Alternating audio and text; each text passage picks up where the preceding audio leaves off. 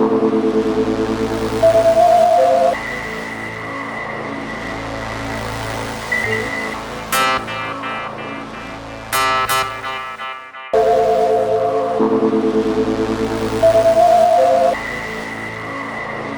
there, and welcome to another episode of Ronan Nazarene Talks. I'm Solitary Ronan from Solitary Ronan Films. I'm the other one. I'm Nazarene Prods. Hello. Yep. And today we're joined again by Chris Mohan, who's an excellent YouTube channel. No doubt we'll leave a link in the description below. How are you doing, Chris?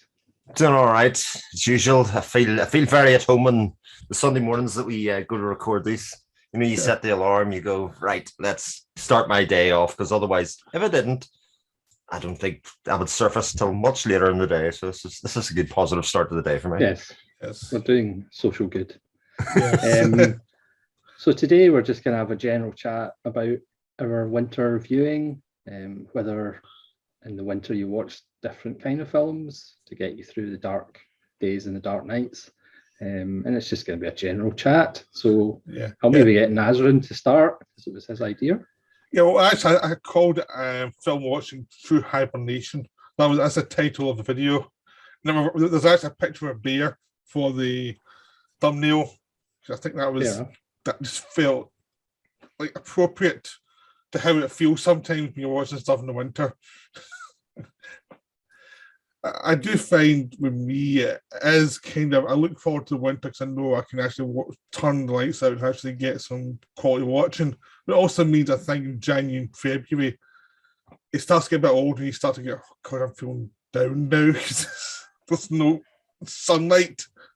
So it's yes.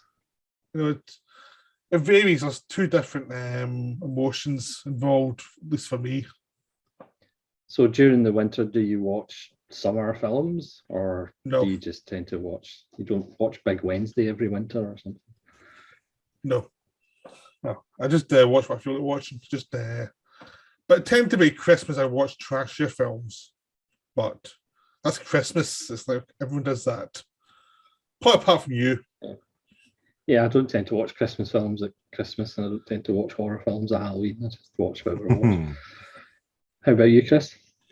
I tend to find that during the winter, my movie watching goes up for much the same reasons that Peter's talking about. You know, the earlier nights makes it feel like nights started earlier, so I can come in while I'm making my dinner. I'll stick on a film because it's already dark, and sometimes I get in 2 movies a night. Whereas, you know, when the things are light outside and you might go outside for a walk, perish the thought.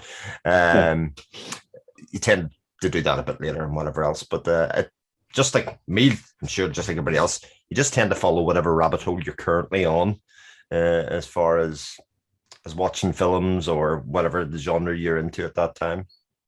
Yeah. What about yourself, since you're the last person to talk? Technically, I just kind of watch what I'm in the mood for and what I'm doing at the moment. I mean, at the moment, I'm trying to clear my indicator and my criterion backlogs. Some indicators are down to 23 and I think the criterions are down to 13. So I'm kind of trying to get like an indicator and a criterion in. Well, not every day, obviously, because I'm working, but kind of the weekends. You're such a show down a bit. I've got to do it for my own sanity. I've got to achieve something this year. I think it's interesting. And indicators, that's quite good. I think what came out of your room here, that you keep all the films that you haven't watched off the shelf. Yeah. I think I would go insane if that was it. It is quite depressing sometimes, because I just think I'm never going to be alive when to actually clear these. But, on Letterboxd, I've now watched 85% of my collection, so it's just another 15% to go, but that's still like 400 films. But this is the thing, as soon as you're hitting 90%, you're going to bind splotch just to push it further down the line. I'm trying to be good and buy less, but obviously indicator, you get 4 titles every month, but you know. Yeah, we can say no. You can't say no. I didn't even say no to the John Wayne Hellfighters. I mean, that pushed Hellfighters? I didn't mind Hellfighters. I haven't watched that one yet. That might be the last one. The one that's caused me great pain, and I actually ordered drunk at the end. is the Stanley Long box set. Those films are just not good at all. No, I think I'm looking forward to the extras more than the actual films. I think that's where the side of the fence that I came down on as well, but it really did test the limits of my fandom or my my wish to be complete or otherwise. Well, I'm happy not to be a completionist with Indicator because I'm not spending money on those things.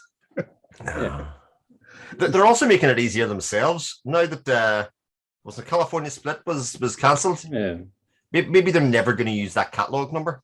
You know, the missing gap, and therefore everybody will always be missing number 28, I think, or something, whatever it is, whatever number it is, for forever and ever. And so they're trying to help out the people that are just compelled by spine numbers themselves by saying, like, we're never giving you this one. No, I think they should just do t-shirts, just give you something else that's really terrible.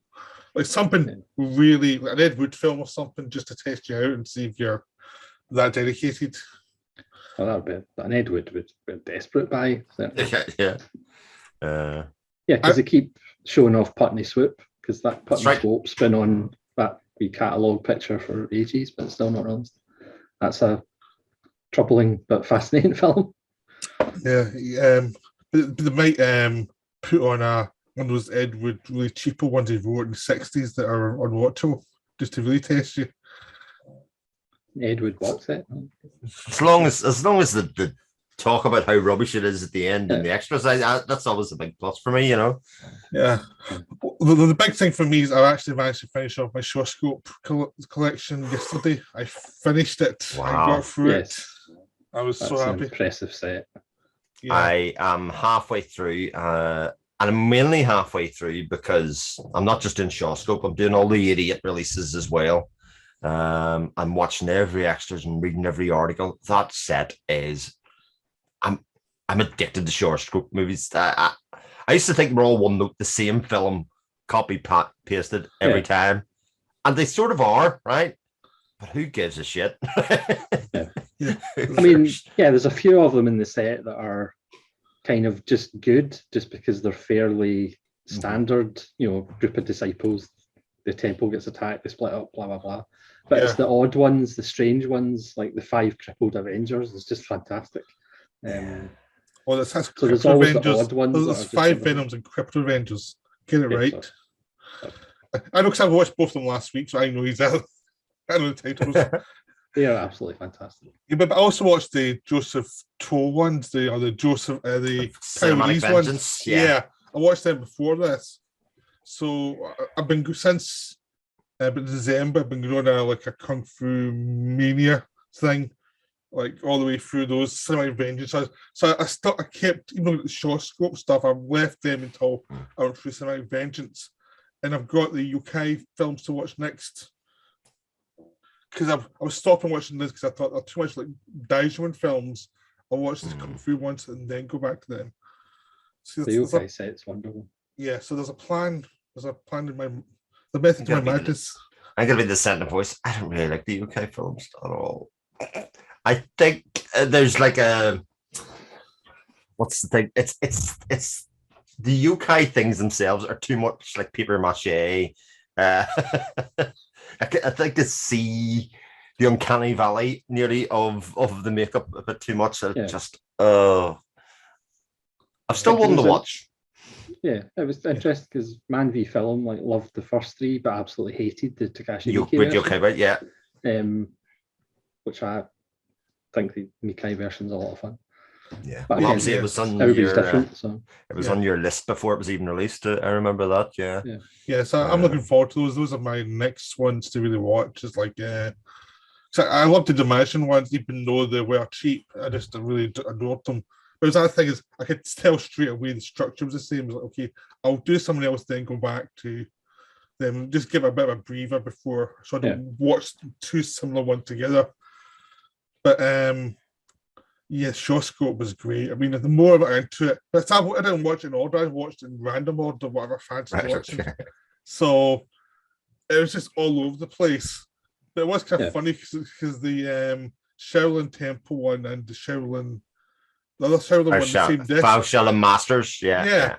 It's like they shipped the other way around because it once feels like part 1 from one feels in part 2, it does feel like one's setting up the next one, but they're not. Yeah.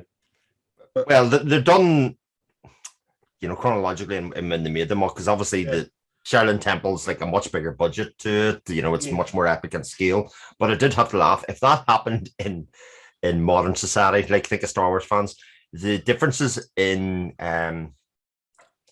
what happened in the first film, how they filled in the gaps in the second film, the things do not match at all. They don't. Fanboys would have a complete and utter meltdown. But that can't have happened. They didn't know it was him. Blah blah blah. I've got to say, I much preferred Shaolin Temple because I thought that I just like the characters more. And another one, it took forever to get going. Eventually got going, but for me, they were just repeating the same thing again and again. The Shaolin Temple felt much more fun, but it's funny because I watched Disciples of Shaolin, which is in '88 as well, which has got pretty much exactly the same cast as both of those films, baddies and all. So Alexander Fusheng, so I watched those three back to back, and I think Disciples of Shaolin's somewhere in the middle between the two of them. I think it's a better movie than Five Shaolin Masters, and then obviously Shaolin Temple. Yeah. But yesterday I did watch Chinatown Kid and the Boxer from Shuntang. They were great fun. I mean, I know I like Chinatown Kid more than Rodin did, because Rodin said it was a 3-star. I really enjoyed Chinatown Kid, even though there were flaws. It was too long. Yeah, I still didn't mind because I really liked the characters. As is the Boxer of Shuntang, it's pretty long. I know, but it actually feels justified. I was thinking, this is basically Kung Fu Scarface. That's basically it. And the end's as excessive as De Palma Scarface, but it was done 10 years earlier. I mean, one of the joys of the film, or one of the joys of that set, is seeing Philip Kwok, who's Mad Dog and Hard Boiled. Actually seen him earlier in his career. I also think it's pretty hilarious. David Chang, who's in a lot of them, he's in Boxer Shantae, etc. See, when you see him in the likes of Shaolin Temple, he's such a tote compared to everybody else. These really hulking, big, guys. David Chang's like 5'6", 5'7". Yeah. And he has these little twirly sticks with a knife on the end of it. He flings at people. Just think it's just great. It looks cool though. That's the thing. It does. He has that look of he's probably good at kung fu, Yeah, the funny thing about the Shaw Brothers stuff is that people die horribly. It's like they don't keep it down the endings. A lot of times the lead character dies at the end. It's like pretty brutal. A lot of cases. I wasn't actually expecting them as bloody as they actually are. Mm-hmm. I mean, the first one with the eye gougings and stuff kind of took me by surprise. It was like, it's quite insane because I actually kind of followed the directors first. Like I actually went in different. I went in different wrong order, but I kind of followed the directors. Like, okay, they did this one, so I watched their films, and I go to the other directors and watch their films, and even that's in the wrong order. So it's whatever I fancied watching. Like, I didn't really care about any order. Just like, I fancy that story this time. I'm going to watch that one. You're an anarchist, Pete. Yeah. But it's fun to see a box set. It's like, if you don't really need to see them in order, if it's not a story thing, I'll just do them in bizarre order. Yeah. Like, Ron and I have been doing the Bergman box set, and we just do it whatever we fancy doing. We just do the films we fancy watching. It's the same with doing the Powell Pressburger film. It's like, whatever we fancy. Whatever happens. Yeah. And of course, the wonderful Tony Raines, where he says, I'll just give you a short overview of the Shaw Brothers. And it's like 42 minutes later. It's just like, we love him. But one-word answers aren't as 40. No. But it's great, I think it's really charming, the old archival interviews of the people that obviously starred in those films and then have been interviewed 20 years later. And they're like, some of them trained martial artists and some of them hadn't got a clue. And they're basically talking about how they trained each other on set and stuff. I mean, some of those interviews are just so much fun. Yeah, that's my to-do thing for next week, is to actually watch the interview stuff now, because I try to watch the films not knowing that much, just try and watch films and then get interviews. So there is definitely a volume 2, isn't there, coming out? There is, June supposedly released. So I'm going to try and stretch this out and then just finish right on the start of June so that the next set comes out and I can go for it. But Yeah, I've been saving up all my vouchers for an Arrow so I can just kind of. Although Hughes tells me basically it's going to be announced in June, it'll be for much later in the year. Right. It could well be right. It's only in my memory that it was kind of happened halfway. No, the preview list that they I did. know, but I think that's the announcements. Maybe that's when they're announced rather than the release. Could well be right. Let's just say there's at least a volume 3 and probably a volume 4 as well. They've kind of hinted at that as well. So there's a lot to come. There's a lot to come, indeed. Yeah, it's going to be expensive. We're going to spend way too Where much are we going to put them? I mean, you're not going to see any of Ronan's other titles on a shelf if he just has Shawscope boxes. That one's already covered. So. Yeah. I've got mine's. You can't see it, it's just up to the side, but it's not much different in the setup from what Ronan's got behind them. But yeah, it is kind of. They are those box sets, the Gamera box and the Bergman box set and the Godzilla box set. They're all the same. It's like, where the hell do you put them? It's crazy. Yeah, I get the small Gameras rather than the big. And the big one. So. You missed the big comic, which of course I've never read. Yes. But one day. Yeah. Gameras were great. I actually really enjoyed the Gameras last year. That's what I did last year. This time last year, I was watching the Gamera films. This time it's the Shawscope. Basically, now for winter, I'm to wait an hour to release a box set. And that's what I'm doing with the winter. I mean, it's sacrilege, but I think I actually prefer the Gamera to Godzilla. I know that's sacrilege, but... Nah, the thing with Godzilla is that I like some of the later Godzilla films, so not all my favourite Godzillas were in that Criterion box set. Like, there were certain ones. I know what you're saying, though, because I think some of the better Godzillas are not in that box set. There's some really good ones, but there's... I really enjoyed the modern Gamera. I was actually surprised. I really liked them. They're really good. Yeah. See, I wouldn't argue either way, Godzilla or Gamera. I just enjoyed both of them because I love the campy 70s Godzilla, and especially the Smog monster, which is also 70s and psychedelic, and it was like, oh, this film's perfect. This film's insane. It's like, with the smoking pot when I'm making a film, was that what they were doing? I'd like to think that what it was. Yes. Yeah, typical of me, of course, I have not finished any of those box sets at all. You get halfway through and you go, that's a good chunk. I'll come back to that someday and move on to the next one. Yeah, I've still got a ton of the Zatoichi box sets. Me too. I got the 25 in that. Yeah. Do you know what? I have to say, of the 7 or 8 that I did get up to, I was really surprised how the quality held up. And how they diversified it from film to film. And I know obviously the different directors, etc. on it. And I expect the longer the box set goes on, the more we'll just go, this feels very copy pasta going along. But especially from the first 3 to the ones that come after it, when they went from black and white, obviously to color, very stylistically different. And I think these films are really good as well. Yeah, those are the ones I need to buy. I still haven't bought that one yet, but that thing is, I keep on looking at it on Amazon. It's like, it's one of those ones that's inevitable, but I've been buying other box sets, but it's kind of, I keep looking at it, so I don't think it's going to be long before I cave. It is one of Criterion's best designs. That is a beautiful. Yeah, it's box. Beautiful. The artwork's like absolutely stunning. The Hitchcock set, with those little folded books for each film, and then it slips out. It's lovely. Yeah, I love a good box set when they actually do the design properly. You okay there, Chris? Yes, just coughing. All right. That's fine. The other thing that I've done quite a lot of the past couple of weeks, and I can see Peter is very much in the same train there, is the Doctor Who box sets as well. Oh, yes. I have this fear that we're going to lose Tom Baker soon. And as soon as we lose Tom Baker, I'm going to be very sad that we've lost Tom Baker. And he's he's visible on all of his sets. And, it's just lovely to see him look back at that period of his life. And especially the one-to-one interviews with him they're just like gold dust in those sets.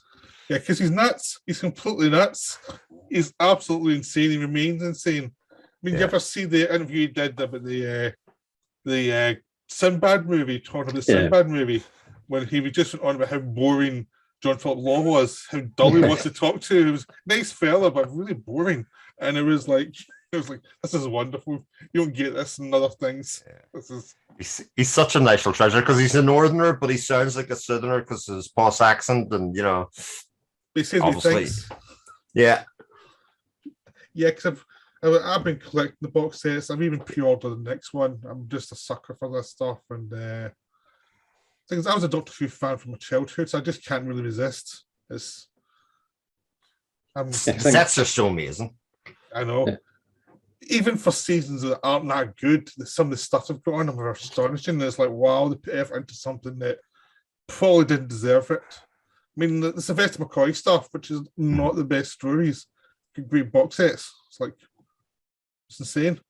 I mean, I was going to say there's obviously the archival extras that they've got, but see every single one of the new extras they do, they feel really, really special. Like even the one where they go and visit Matthew Watterson in his home, Aldrich. Yeah. And like that's just absolutely amazing. It's like 40 minutes of somebody living with him for a weekend.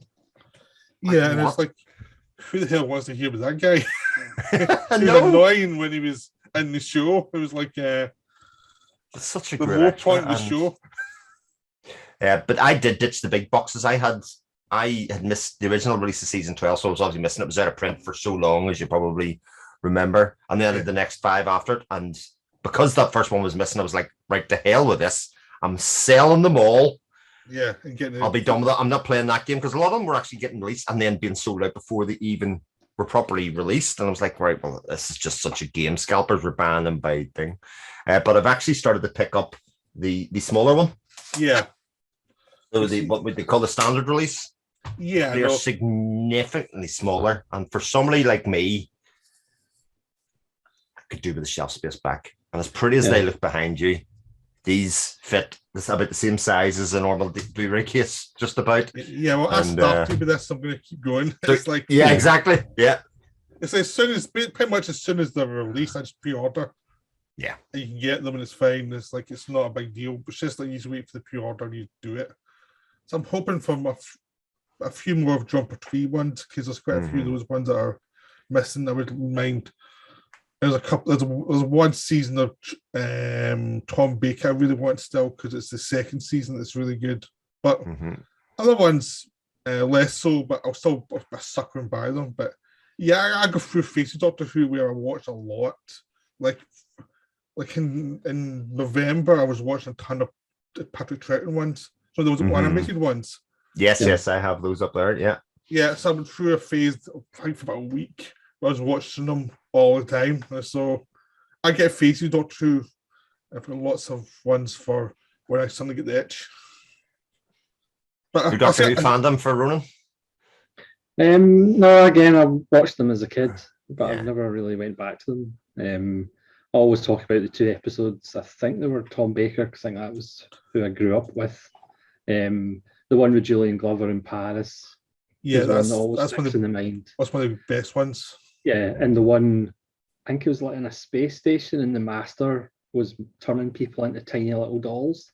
That doesn't narrow it down much because he does that a lot. But that one always stuck in my mind. But I've just never went back to collect them. Has anybody seen any gems they want to talk about over the last dark months? Yes. Yeah. I'm glad you go then, because I was starting to think, because like, God, that's when you ask that question, you think, oh. So, right, start with a modern movie. Has anybody seen Leo Carrick's as Annette? No. I've got it on my to watch list. I've got it in iTunes. So I've got it in iTunes. I've got it in iTunes, so actually I bought it. I have to yes, watch it. So it's there. So I spent money on it, so I have to watch it. I'll not say too much about it because I think it's best going in and seeing not knowing anything about it, but I think it's like really interesting. Like, it's supposed to be musical. It's barely a musical. It's barely a story in some ways, but loads of like clever ideas in it. And actually, it was a real stretch because I actually made the wife watch it with me, knowing that it was going to be weird. And so sometimes likes weird, sometimes just like, what the fuck have you made me watch? Yeah, but she really enjoyed it as well. Like really, really, really great and different. So she wasn't really strangle you then after making her watch something. So that's happened a few times. I watched Last Night in Soho. Yeah, that's a weird one. Very flawed. Well, I mean, I loved it, right? As did she. But again, real risk. This is a woman who can't get to the end of Chitty Chitty Bang Bang because it scares the shit out of her, right? Yeah. And multiple Doctor Who episodes, and I was like, I don't know what the horror of this is. I can take a guess, but it certainly goes horror places. And she went, right, okay, stick it on. If it gets to a bad place, I'll just run out of the room. It's fine. It's like, right, okay, we got to the end of it. And yeah, I don't really get the kind of consternation of why it's not great. I think it's just tremendous, start to finish. The music, the camera works out of this world. Good, you know, the filmmaking. I just think Last Night in Soho's amazing. I just didn't think it made sense. I got bored halfway through. I was really kind of struggling to retain interest. I liked the first third, and then it was starting to go a little bit. And it's like, okay, you can still pull it back if you've got a good ending. In the end, it made no sense to me. And I was like, what the hell? And I just seen Malignant not long before that. I was like, Malignant's much more what I wanted. Like, I was insane, but I enjoyed how insane it was. But in this one, Last Night Soho, it just never came together for me at all. It's just one of those ones that just never came together. I might like it more second time round, but I'll have to watch it 3 years from now and then come back. I was going to say, there's no way Ronan has any opinion on either of these movies, you know, because they're you know. Well, I watched France. Sorry, I watched France. That's the new Bruno Dumont film, and that's good. It's interesting, but it's very French. It's very pace of French film. So okay, I was expecting something. I knew it was a satire, so I was expecting something more comical. And actually, it's comical, but not in a haha every 2 seconds joke thing. So you have to get used to the style of it. It's much more like a comedy in a woven style where there's humor, but you have to be paying attention to it. So that was definitely a good one to see. So yeah, I'll probably see that eventually as well. But like I said, I've got a few Dumonts in the backlog, like Joan of Arc films. Yeah, me too. I've got Slack B, and there's another one that Dion got me into. Yeah. So basically, I watched Quinn, which I liked some of it, and a lot of it annoyed me. But I'll give these other ones a chance as well. I need to watch Quinn. I haven't watched it yet. But basically, Dion's been the kind of the person who's been promoting Dumont a lot. Yeah. I mean, I did watch Dune. That's a modern film. What do you think of Dune? So, I liked it just because it's Villeneuve, but I did find it quite sterile. But you know, looks great, sounds great. But again, I don't think we'll really be talking about it in 5 years or 10 years' time as being a great film. Yeah, I've got to say, I still prefer the Lynch version, even though it's crazy. Yeah. It's the personality that.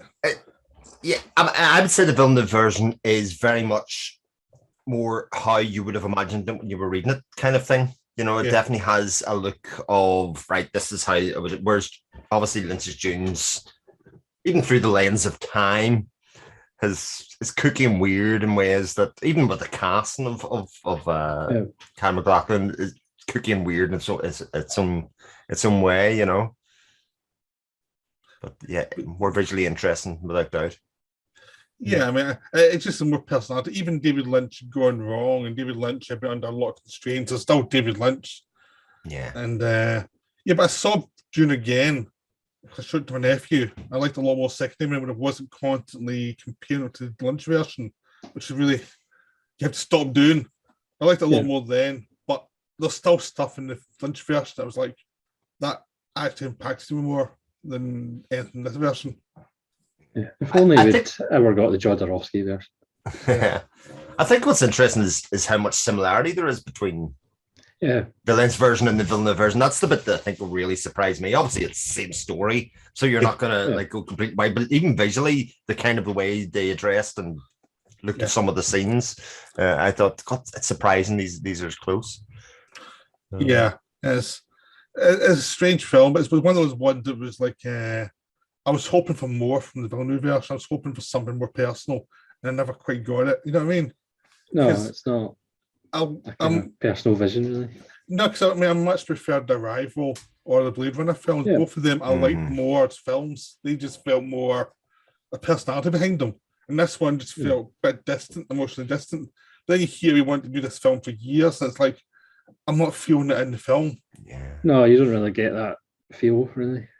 Yeah, But both Blade Runner and Arrival are very distinctly visually surprising. I think in both ways. You know, Blade Runner obviously very established film that a lot of people have seen, but 2049's quite different from it. You know, I know. the palette and the way that it goes, and definitely has its own place. You know.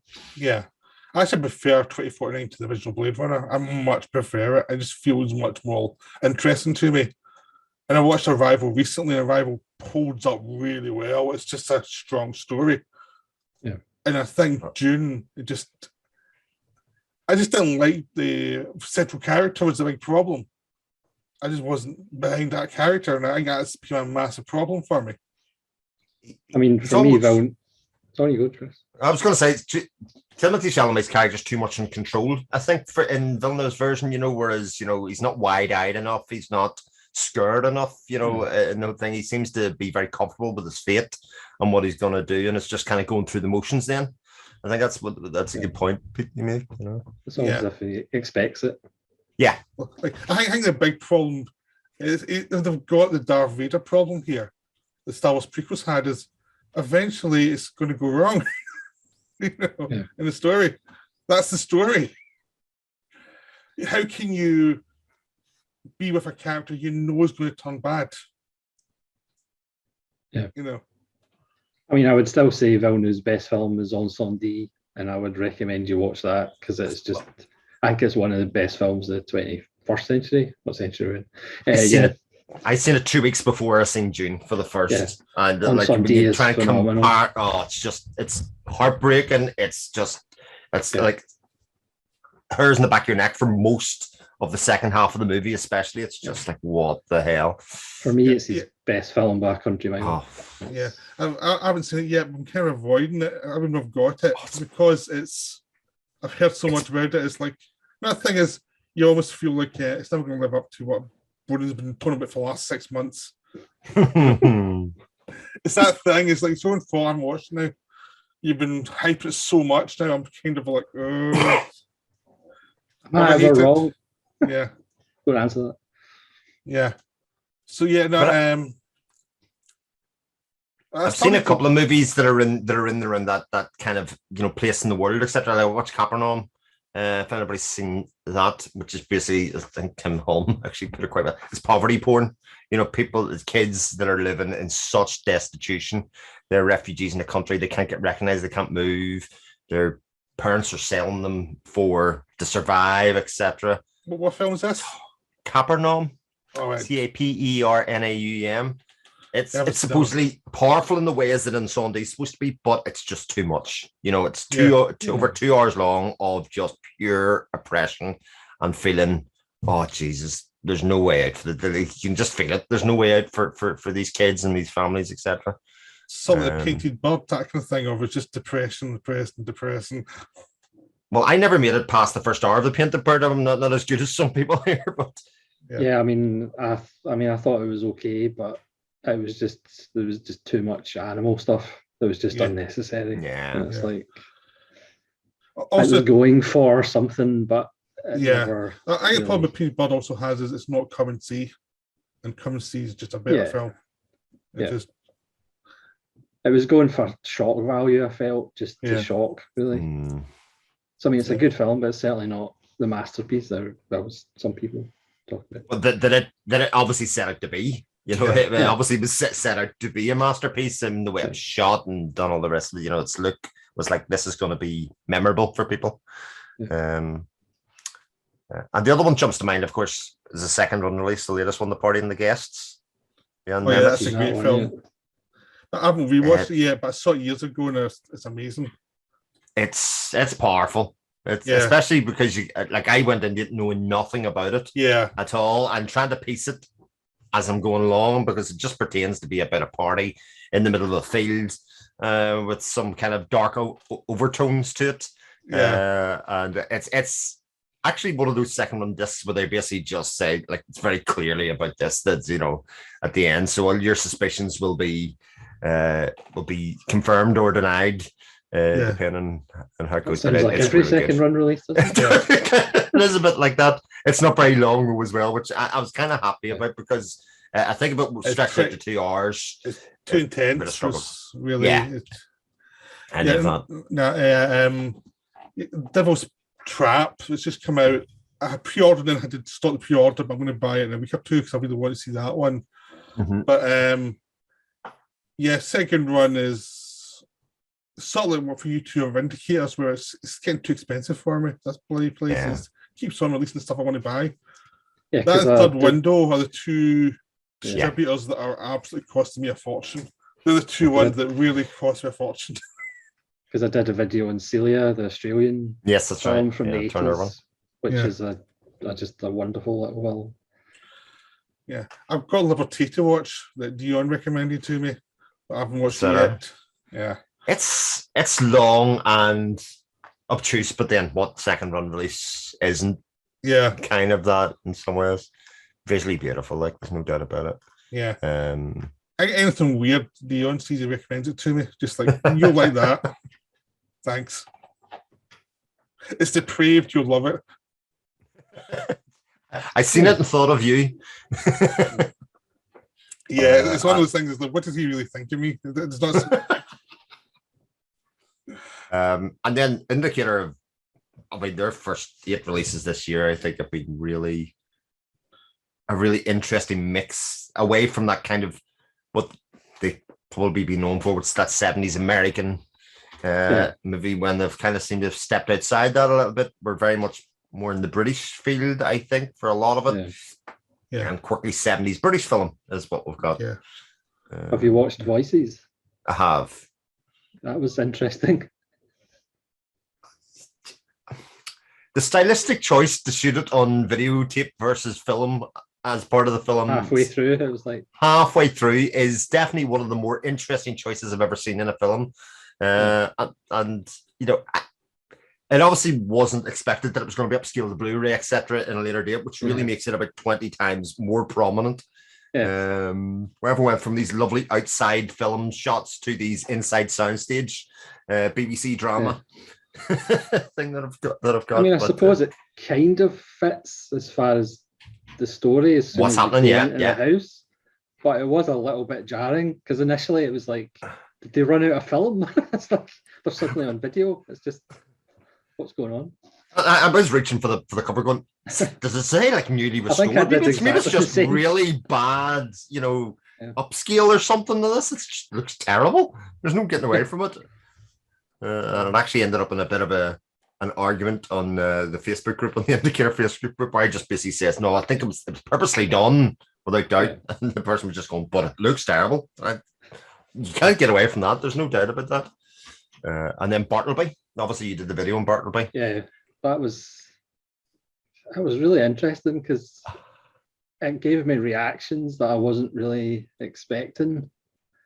And then at the end, I just found it really emotionally devastating, even though I don't know why. He does nothing to get you to invest in him. You know what I mean? He very much, in fact, I think the film sets up that you're as frustrated as his boss the whole way through with him, you know, with the lack of answers that you get. And did you watch the short, animation version shortly afterwards, which I think's also great as well, you know? But doing the research for the video, I looked up Google. There's so many versions of it done. Yeah.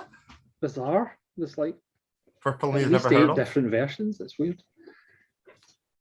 That was so strange. But, and also the Blockhouse, which you talked about in your Indicator watch list video, which is just absolutely incredible. You can't see anything, you can't hear anything, but at the end, it's just like you're in tears because what those guys went through, and it's just like It was another one I was reaching for the thing going, was this Yeah. newly restored? Was it like it seems like no work's been done on this whatsoever? And it's only when you hear about how they recorded, they went, obviously they've done a lot to even get it to this state. And watch it. And with this kind of great cast as well. Like you just stick them all those people in a dark room and let them act away. Wow, what have I been missing? Yeah, the blockhouse is an experience. Yeah, no, I mean that's one I think from second run, Ghost or something, which is all about Palestine and experiences. I need to watch that one. I've got it's on my to watch list. It's just like I think sometimes you just feel like I'm not in the mood for this one yet, but I'll get to it. Yeah. I often feel like that was second run releases. I need to sit down, wrap the blanket around me, you know, and really settle down. And because I'm going to be in something that probably is going to need my attention for the 90 minutes or so that's going to get anything out of it. Yeah. Second run's great. The thing is, they're not even films you need to watch straight away. You've got them, you can watch them when you feel like them. It's like I feel like I need to watch them as soon as I get them. I just know that I'm going to be for this at some point. I'm just going to. It's good to have it.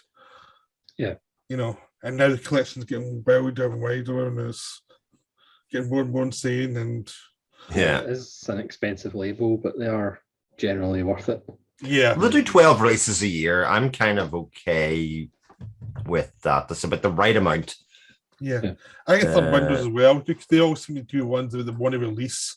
It's not just the it's just not just to release something. So I'm waiting for Terracotta sent through I managed to get the rest of the Kitano ones that they've they were doing £6. I had 2 of them, so it was like 4 for 20. I was like, I can get the other 4, and that's me got them.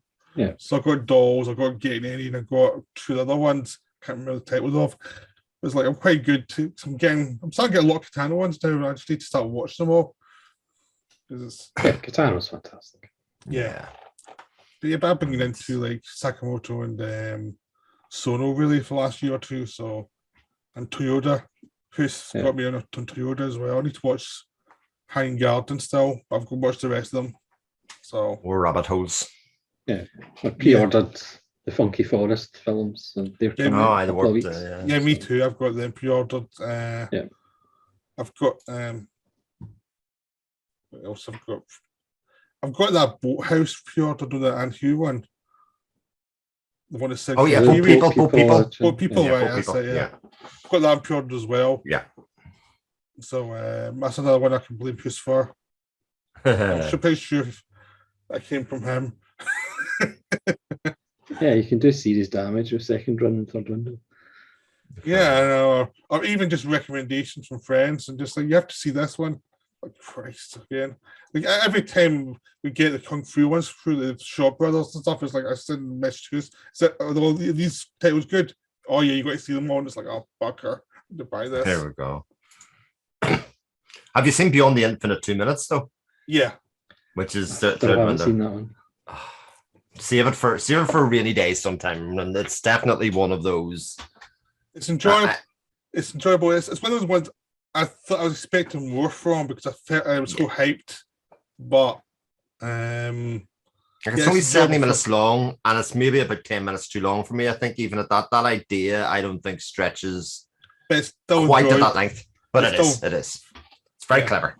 Yeah, I view it almost the same way I view Bill and Ted's Excellent Adventure. It's just fun.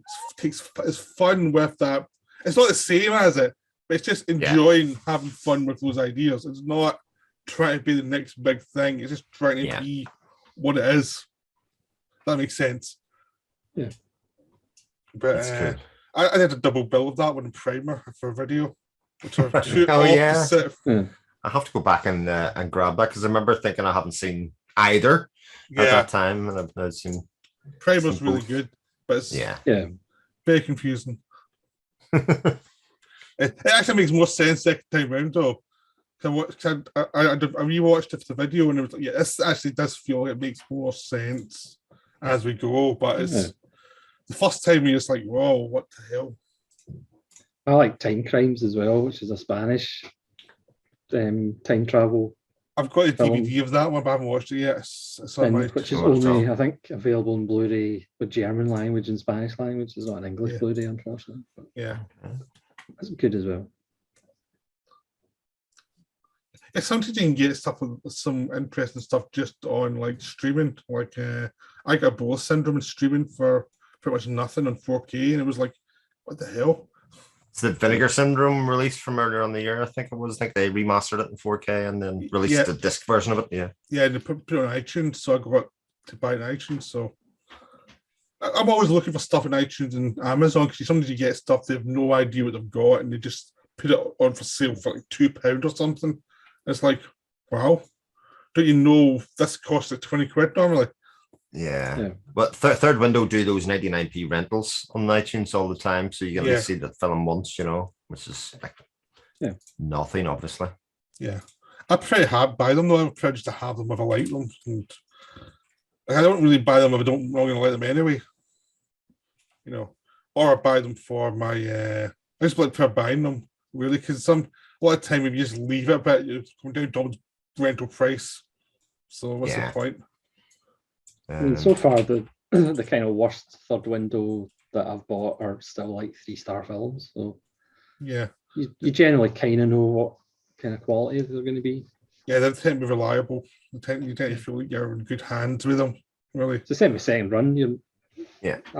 There's a couple that I'm not like as high on, but they're still like 3-star films. So. Yeah, I think it's because those distributors and indicate they're run by like one or two people. Yeah, it's not a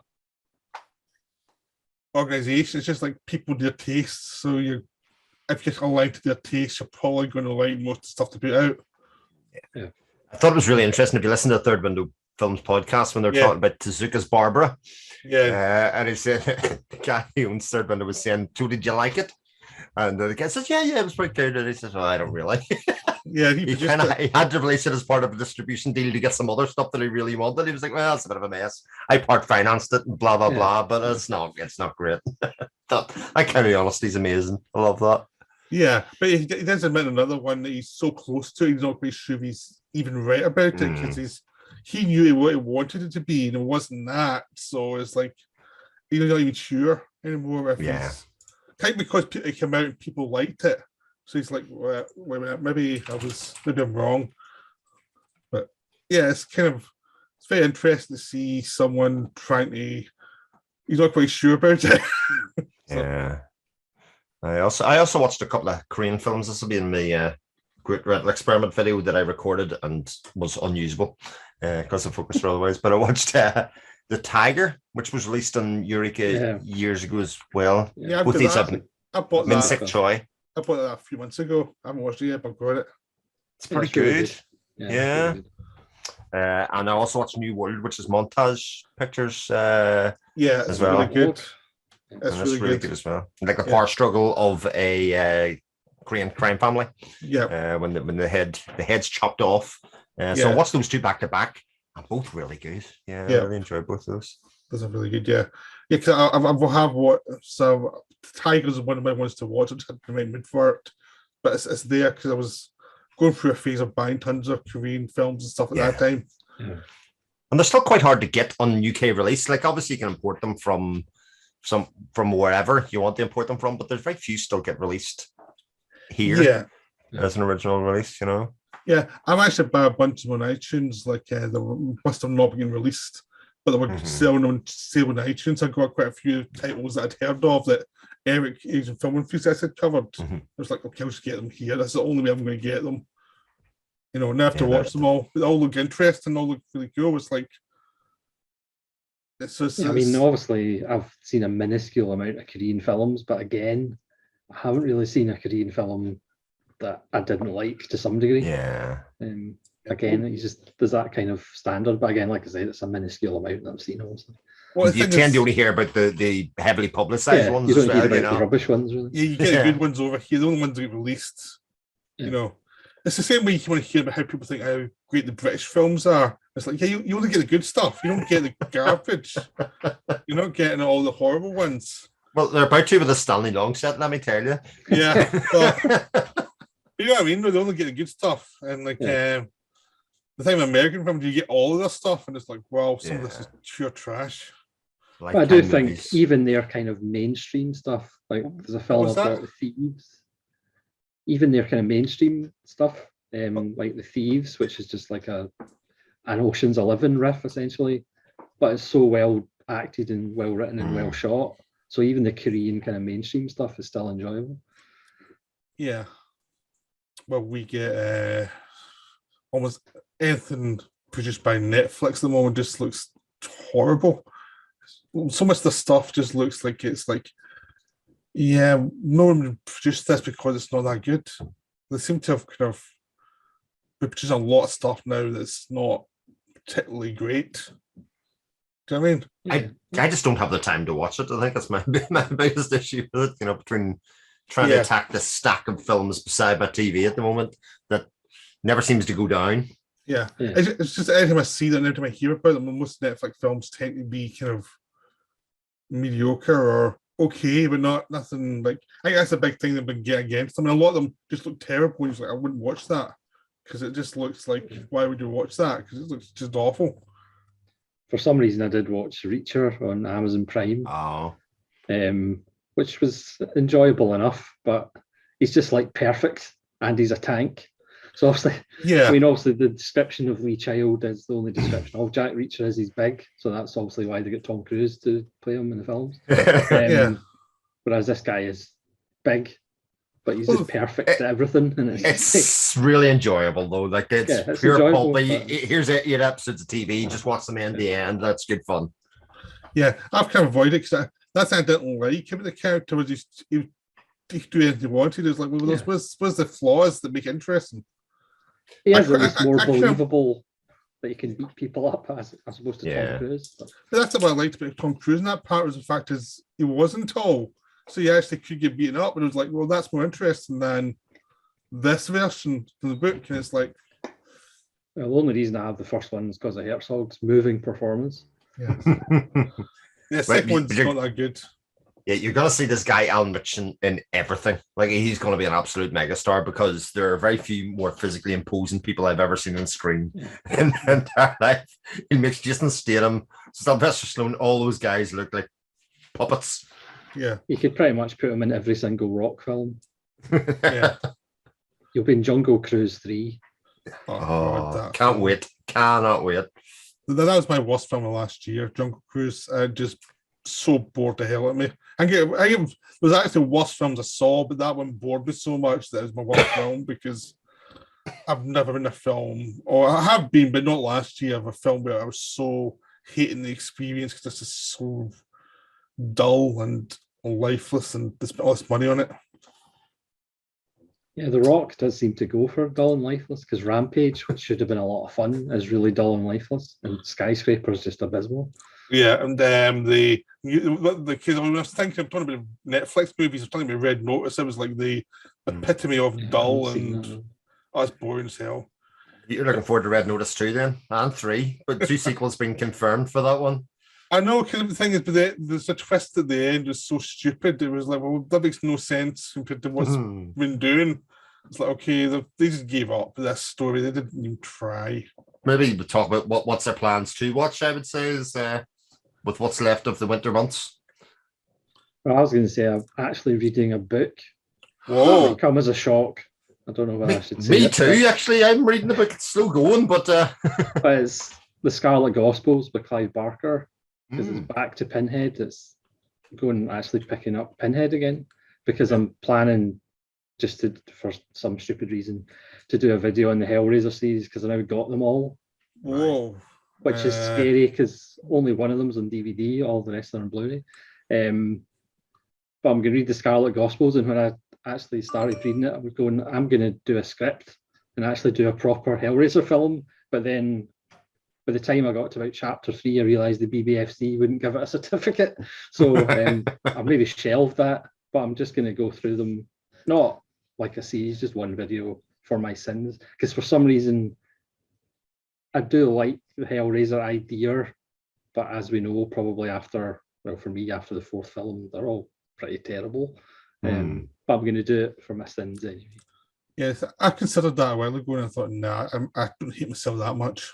I have some. I hate myself that much. So. Yeah, no, but I've read half of Scarlet Gospel, but I put it down and bring it back up. I'm reading the book about Chinatown, just now they're making Chinatown. What a film. Yeah. So Chris, what book are you reading? I am reading, because it's TV series, finished The Expanse books by James A. Corey. Yeah. They're I'm halfway through book 1 at the moment. And they're really good fun because they're kind of all told internal monologue. Yeah. The whole way through between. Have either of you three just watched The Expanse? No. No, just fantastic. The two main characters, so it's all internal monologue in the books, which is just fascinating. Even when you read books, it's something to do with films. Well, I suppose that's somewhat true, yeah. But the problem is the TV series ended, but there was 3 more books, so you're kind of caught in this thing. Well, I really like this world, I like the story, the characters. I'm on a high after finishing the TV series because it ends really well. If I want more of this, I can have it. I just have to read the first 6 novels to get there. But thankfully, there's extra bits and bobs in it as well. I've had 2 books where I just bought the Mike Nichols biography, and I got the Making a Fury Road, or that one. I'm talking about all the different things. I've got lots of actual books, not just that, but it's just those are the ones I've bought recently. Actual books. Yeah, but man, I've been buying a lot of books I've bought physically just to have in Kindle, just as backups. I've been doing that a lot recently to try and save some space. So I've been looking for them for when they'll go down to about £2, so I don't have to buy them again like for £8. You know what I mean? So, but I did pick up Cronenberg's book that I need to read as well. I've got it in hardback. More film books. Oh, this is he's consumed. Is that what Yep. I haven't read it yet though, so I own it, but I haven't read it. Yeah. I've got. If only there was more time. Yeah. Well, books do take time. You actually have to sit back and read them and enjoy them. Some books are quicker than others, but you have to make an effort with books. But again, there's only so much time in the day, and especially if you're watching like 9-hour films or something, it's hard to try and then justify a book. Yeah. Plus, you've also got this problem of I see films, I like films, I want to talk about films, must make a video about film as well to put in there, must edit, must upload, must do artwork, must all that kind of stuff. So it does stop some of the time to read and do other things. Yeah, and some buggers watch films like War and Peace and recommend them to people and make them buy them, and now you have to watch them. You don't have to watch them just because I recommended them. You know, you can just buy them and keep them yourself. Yeah, I just wanted to bring it up just because it's another one of my to-do lists to watch War and Peace now, which I didn't have ambition before, and now I've got the film, and I've also got the Obayashi final films, some of the ones he did. The Anti-War trilogy. Yeah, and the Labyrinth of Cinema, which I got a steelbook of. So, you know, there's a lot to watch. Yes. So that's even the films where you're being told in a video, I don't know if you should watch this, somehow makes me want to watch that even more. Oh yeah. This is challenging. I'm watching that. I hear what you're really saying there. I hear you. You call me a coward. You say I can't handle it. I need to watch it to prove I can understand it. I did watch the first 10 minutes of Chronicle of a Woman last night just before I went to sleep, just to kind of get a feel for it, so that I could give myself a little challenge for today. That's interesting. I'll watch it eventually. Fair enough. No, I'll probably watch it when I'm actually rendering this one. I tend to watch a lot of videos when I'm rendering stuff. I tend to watch other people's videos because that's quite good when you're doing that. Yeah. I mean, it's a film that I wouldn't, tell people to rush out and watch, but it's interesting. Yeah, because it came up last night and I was thinking that's too much effort to watch this now. I'm not doing it. Yeah. I've just watched Blade, for God's sake. No way am I watching this. Do you know Blade? You're 100% right in Blade, by the way, on what you said about Blade. Oh yeah, it's fun, but there's some atrocious acting. It was amazing. He's a better villain. But I remember at the time when it came out, people were like, "Oh, it's a big return to form for Stephen Dorff."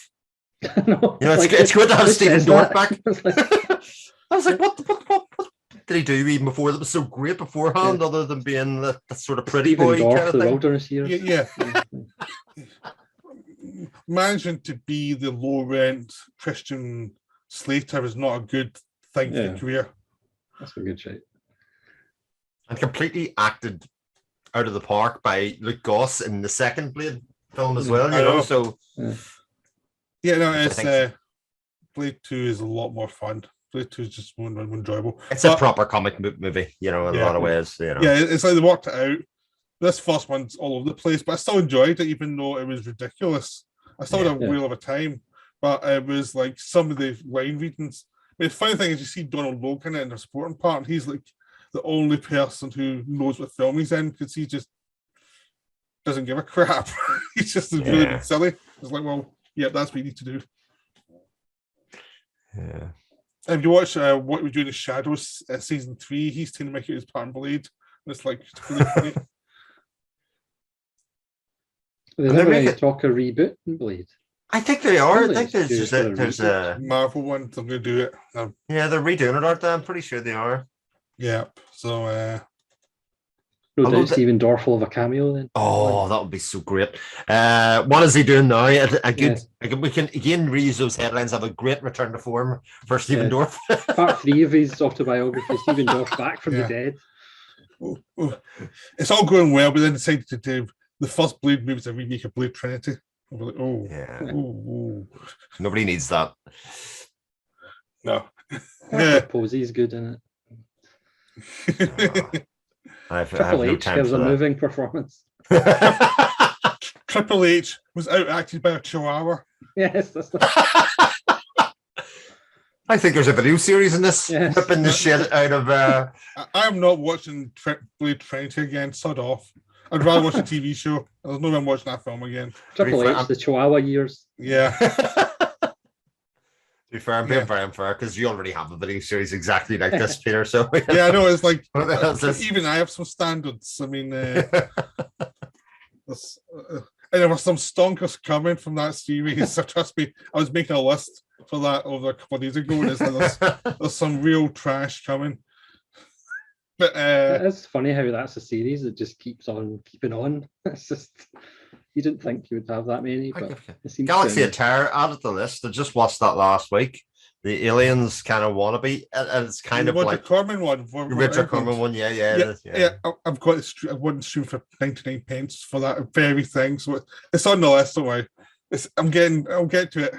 The bit that I really love about it in the release is coming video films. I've not seen it, so. There's over an hour-long making of documentary for a film that is just who thought, oh god, you know what people really need after watching that movie is an hour-long making of documentary.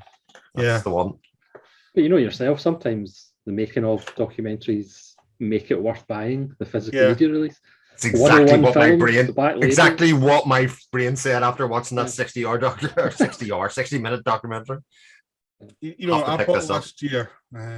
That's a winter blues buy. I bought this in the winter. Piranha 2 The Spawning. Oh yeah. So I did towards that one. Yeah, it's quite a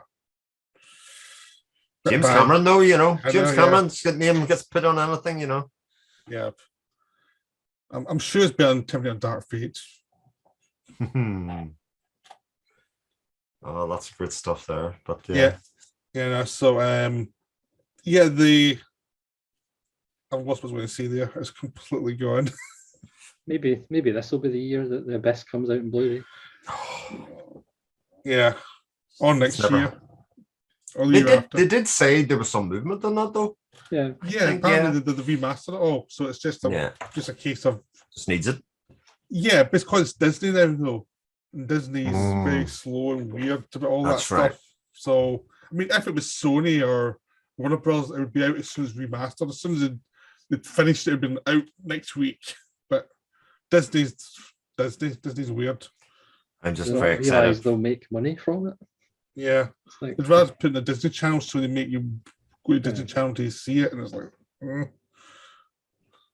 no. I'm just waiting for the next, whatever's next from Studio Canal. They haven't done a 4K this year. Have they Their not? 4K releases are so good.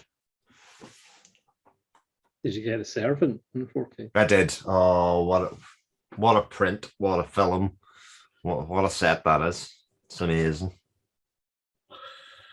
Yeah. Again, really weird though. Like weird as shit movie. Oh yeah. Yeah, that's. I haven't seen that for a while. That one. I mean, I really like The Go-Between as well. that's a good one. Yeah. Yeah, I saw the underrated one that doesn't get as much comments about. I mean, I've thought about thing doing a is- Joseph Losey video because quite a lot of his films are interesting, even if they don't really work. yeah, I always feel like I need to read a Joseph Losey biography because he seems to have such an interesting career. You know, Yeah. never mind just his films. there was a good one out there. I mean, there was one. Fabian Faber did one. It was good. Right. Although I also think I'll have to read it as well, which is kind of Yeah, what puts me, Yeah, puts me Get off the doing audio that book sort of version. thing. yeah, yeah. What was?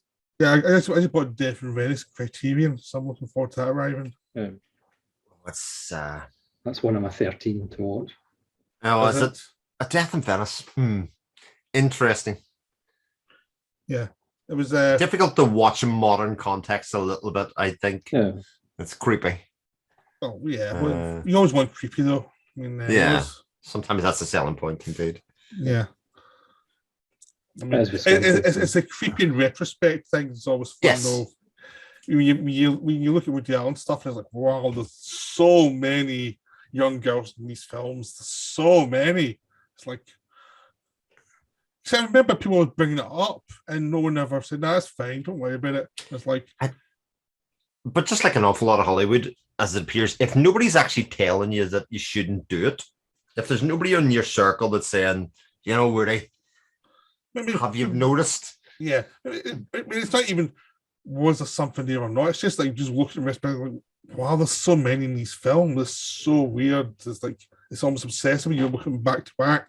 I mean, none of us know what happened with Allen's private life and what actually happened, but it's just that looking at the film is like, well, that's something odd here. It's definitely something odd here. Well, the one he did, whatever works with Larry David. Again, Larry David's involved with a girl who's a lot younger than him. So. I did just watch The Front last night, funny enough. As you say that, and the indicator does. Great Zero missed out performance. Yeah. Funny things, I watched The Cabin in the Woods last week, and suddenly all those arguments to Joss Whedon, and suddenly it's like, oh yes, this looks strange. Some of this stuff is a bit odd. So it's like, so it's kind of weird to watch the films after you've heard some stuff about the creators. It's like, whoa. Yeah, but then in the 30s and 40s Hollywood, they were having full-blown orgies and with anybody that would move. So you're reading the Chinatown book as well, which just yeah, I know Chinatown Polanski. But everyone's known Polanski's been weird for years. He's almost like the tame version of what's coming at the moment. Yeah, it's like everyone's known he was a weirdo, you know. But you feel when you hear all the Weinstein stuff and all the stuff coming out, eventually it'll be like, whoa. It's already a while, but I mean, look at all the Epstein stuff too. It's like, okay, what actually has happened there?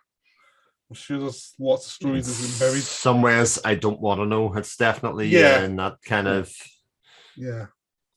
men with power and no consequences. Yeah, exactly. Nobody tell them no. That's exactly it. What could possibly happen? You don't want to know, but you kind of do want to know who the weirdos are. You don't want the details. You just want to know who the weirdos actually are.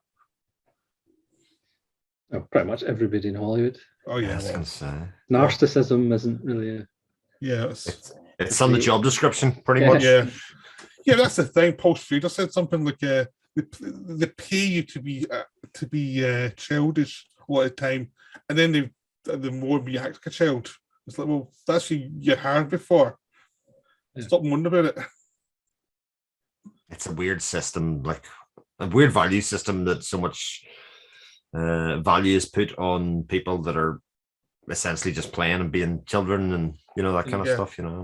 Yeah, I mean, it's also like no one will say no to directors and things, even though they've been doing horrible stuff for years. It's like because they're making money, so who cares? They're not going to suffer any consequences. It's like, wow. Yeah, but then when you hear stories about people at Cluzo, who'd slap female actors quite a bit. Yeah, Cluzo's a lunatic. Cluzo was, he was like, if you watch that Inferno documentary, it's like, this guy was weird. You know, there's so many I think writers or directors or actors, you should always be careful about them because they're going to be weird. There's going to be something weird going on there. There's no way around it. You just have to accept that that's part of the thing. It's like, there's nothing wrong with being weird. It's the criminal is the problem. I wear my weirdness like a badge of honor sometimes, to be perfectly honest. Yeah, I know. There's weird, but you always have to be aware that there's a possibility you could go really wrong. So you just always. Oh, absolutely, yeah. And whatever film director you really love, there's a good chance they're a pervert. Modern film directors I really love. It's a short list, I have to say. You know, and I suppose for me, Lanthimos, and I'm sure there's no chance that Lanthimos would be weird. It's almost the same. Nikki could be weird. Yeah, it's like Sono. Clearly not. Say ain't so. But just on a completely different tact, I would say certainly one of the highlights so far of the year has been Chabrol getting some Blu-rays, and there's another one in April, which I'm probably more excited about the one that has just been out. But Chabrol getting some Blu-ray love has certainly been a highlight. I've got them, haven't watched one. Yeah. And Roger Kirby's been doing a couple of videos on which have just made me go, oh god, they look really great, and you know. Yeah. I was going to wait to see for those ones because I've got them in DVD and I still haven't watched them in DVDs. And I've got these rumor films to watch still and all these other ones to watch. It's like, I've got to go through some of the backlog now before I buy anything else. I need to hit the backlog. I mean, personally, for me, the second set is better than the first, but that's just personal preference. Hopefully, there's more to come. Hopefully, we get Le Boucher and Beast Must Die, and you know. Yeah. You've really got Beast Must late Die. 60s, 70s. The important Beast Must Die. Yes, I've got the other Beast Must Die, the wonderful Beast Must Die. Yeah, I suppose there's another Beast Must Die as well. There's the Argentinian Beast Must Die as well. You know. Yeah. So many. I feel like I should make a movie called The Beast Must Die. Yeah. You know, everyone should, just to confuse everybody. But certainly getting the Le Boucher on Blu-ray would be fantastic. Look, everything's going to come out on Blu-ray eventually. That's one of the things that we've got. I hope so. Yeah. The more videos we do of things that need Blu-ray releases, they eventually get Blu-ray releases. Yeah, because I think most of mine's are now out of date entirely because of what needs Blu-ray releases is like I think the one I had crashed in the cover, and that instantly was invalidated. I think it was invalidated like months after I made the video, and I was like, okay, well that one it worked. All we're getting is re-releases of films that we already own. So like Vampire's coming out, and God, I do love a Masters of Cinema. I pre-ordered that one. I instantly keep that one. Even though I've got the Criterion. And I've got the Criterion as well, which is the bigger box. And, you know. What was fun was I was about to buy the Criterion one, and then they announced that one. I was like, okay, hopefully for that one. But yeah, there's always something out there. And of course, now because I've gone to 4K, I'm dying for 4K releases for some things. Because the 4Ks are just releasing the normal things at the moment. I want the weird ones. I mean, on you go.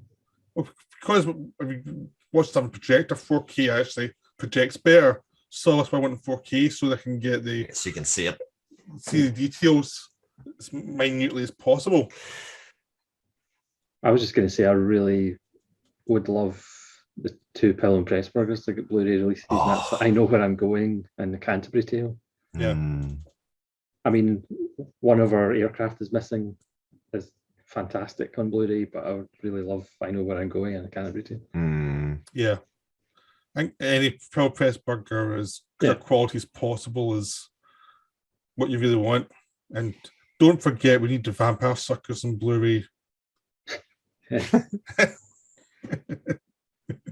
I couldn't resist, sorry. And literally a couple of days ago, I did receive Nick of Time in Blu-ray. Finally, the fantastic Johnny Depp, Christopher Walken film. Yeah.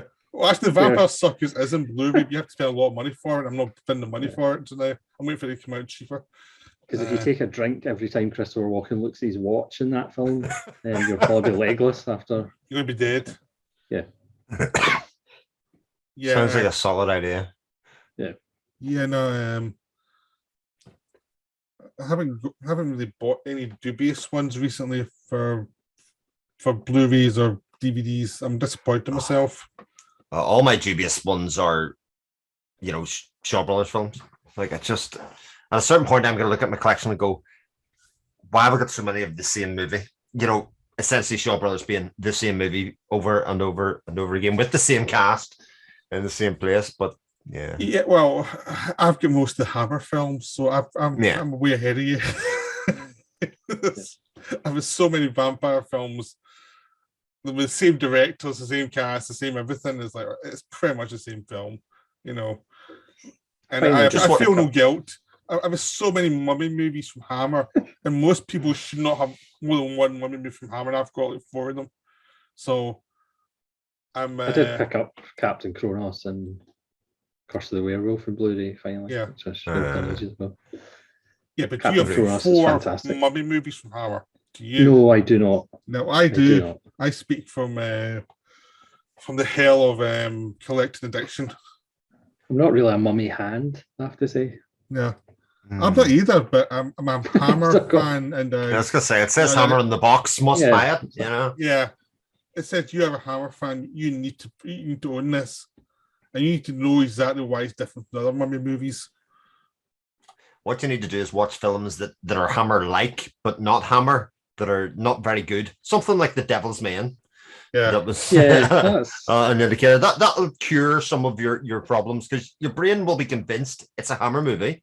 Peter Cushing in it, etc. But you'll realize this is not very good. Yeah. No. Yeah, no.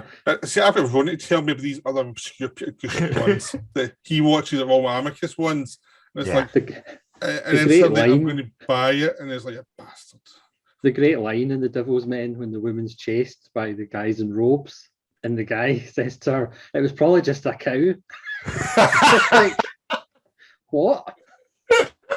It's just, it was kind of wonderful, even though it was terrible. Yeah, like Donald Pleasance with that Irish accent for the roach. You go, why? He's in Greece. Like, why did he have to be Irish? Yeah, I'm going to show you. I don't consider this a dubious buy, even though it was a few weeks ago I bought it. I don't consider it dubious, but nice. Conga. That's not dubious. The one British casual movie. King Kong remake, starring Michael Gough. This is German, and it's the worst special effects ever. It's terrible special effects, but I am proud to own this. So I take it Michael Gough's in his 50s in that film, like he was in every single film he's ever been in. Even when he was 12. Yeah, I know. It's weird. But yeah, what's really bad is if you actually look at the network website, they've got a lot of dubious British horror films from the 70s, and I've bought many of them in DVD. And it's a bad thing. There's a nice one with John Neville and Radiation. I can't remember what it's called, but that's a good Unknown film. something. Yeah. Code Unknown or something like that, or some weird. Yeah, that's a nice wee film. Yeah. I know what you're talking about. Yeah, there's a nice wee film. Yeah. Recommendations. Yeah.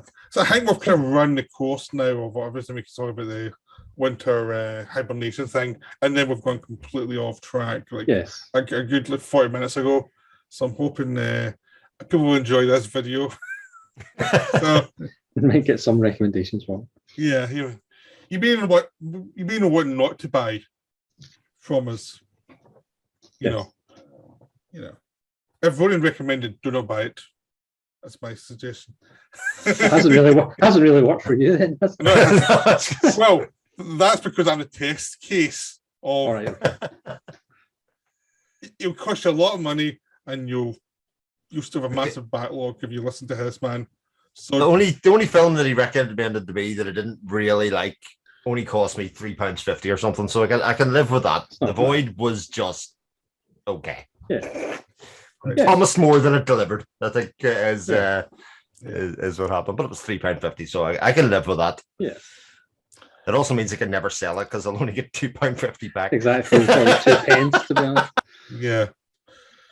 Yeah. Oh, thank you, Chris, for being Thanks here. very much, Chris. Always a pleasure. Yep. And this is our attempt to get back into the rhythm of doing these videos, because we've been slacking off like crazy for the last 2 months because it's winter and we couldn't bother doing a video because it was winter and it was too depressing. So we hope you enjoyed it. So it was great fun. Thanks very much. Yeah, thank you.